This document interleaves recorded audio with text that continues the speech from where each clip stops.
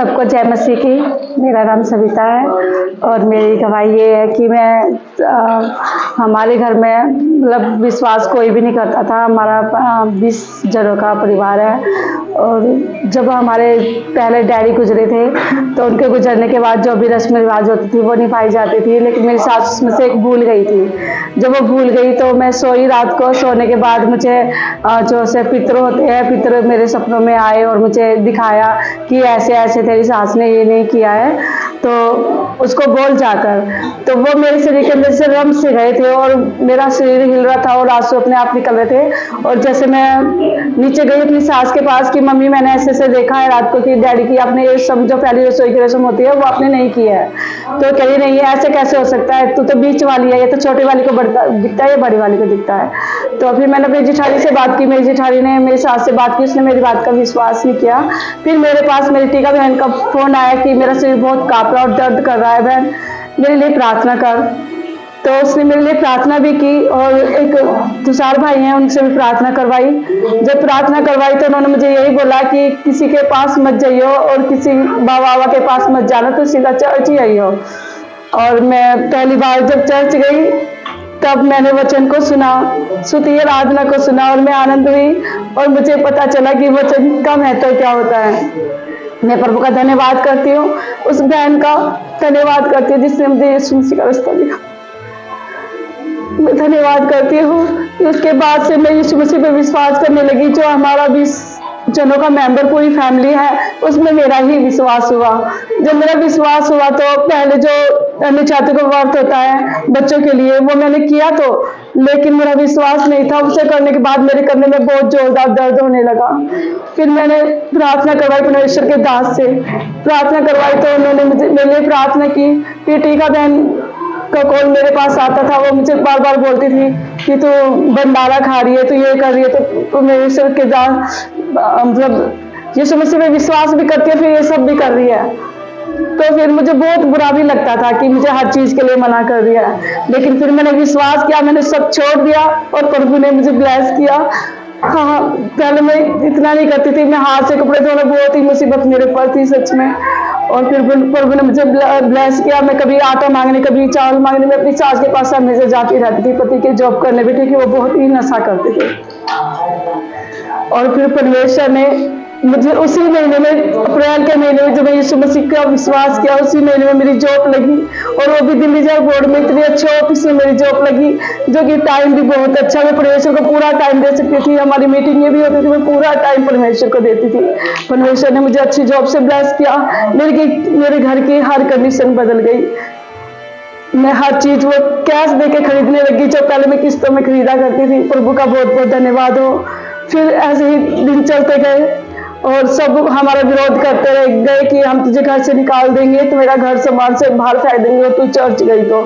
फिर भी हम चर्च आते रहे। इसके बाद हमने 1 साल का नहीं गए चर्च की, मम्मी जी ऐसे बोल रही है, सब ऐसे बोल रहे हैं, हम नहीं गए। तो मेरे बेटे को कुछ प्रॉब्लम होने लगी, उसको दौरे की शिकायत आने लगी।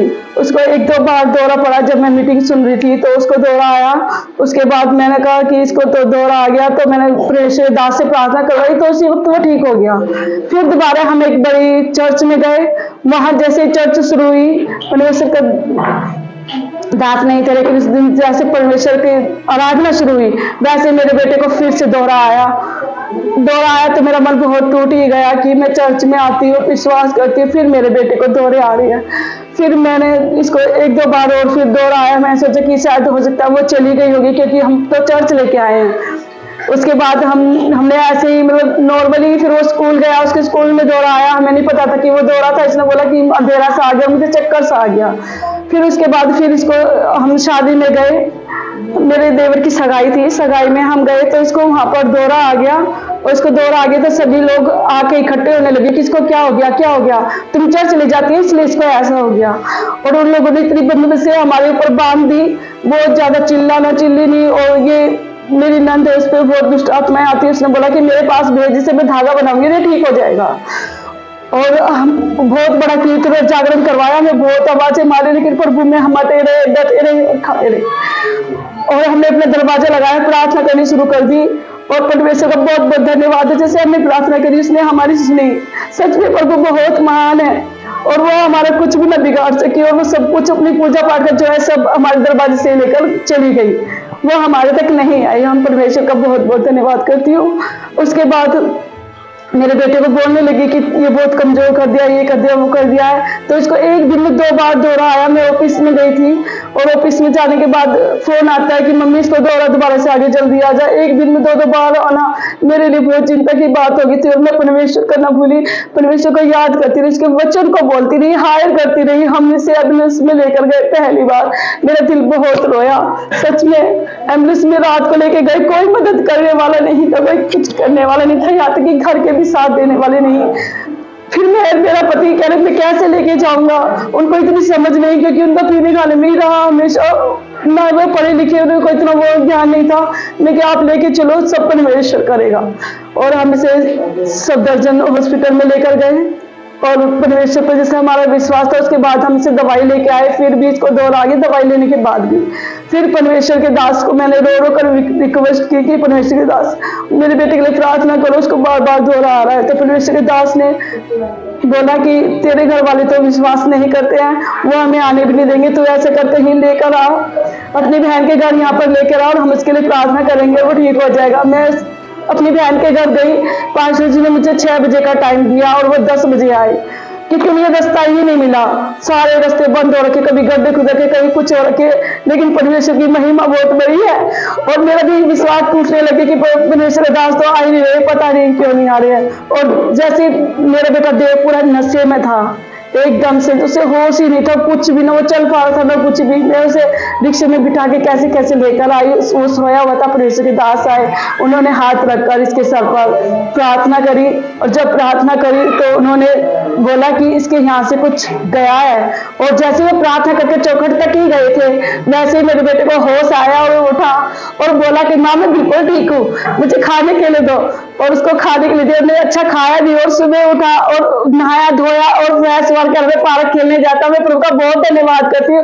वो दिन और आज का दिन है, मेरा बच्चा बिल्कुल एकदम ठीक है, और वो ब्लेस है, और पढ़ाई लिखाई में बहुत अच्छे से जा रहा है, बहुत अच्छे से उसका मन लगता है, और वो परमेश्वर की महिमा भी करता है। मैं प्रभु का बहुत बहुत धन्यवाद करती हूँ। और आज वही लोग लज्जित है जिन्होंने मुझ पर वो किए कि तू चर्च जाती, तूने ऐसा किया वैसा किया, आज उनके सामने प्रभु ने मुझे खड़ा किया है, हर चीज से ब्लेस किया है कि मैं नगद एसी तक सारी चीज में अपने घर में लगवा सकी। सच में प्रभु इतना महान है, बहुत महान है, मुझे बोले बहुत बहुत बहुत ब्लेस किया है। मैं प्रभु का बहुत बहुत धन्यवाद करती हूँ। सभी को जय मसीह।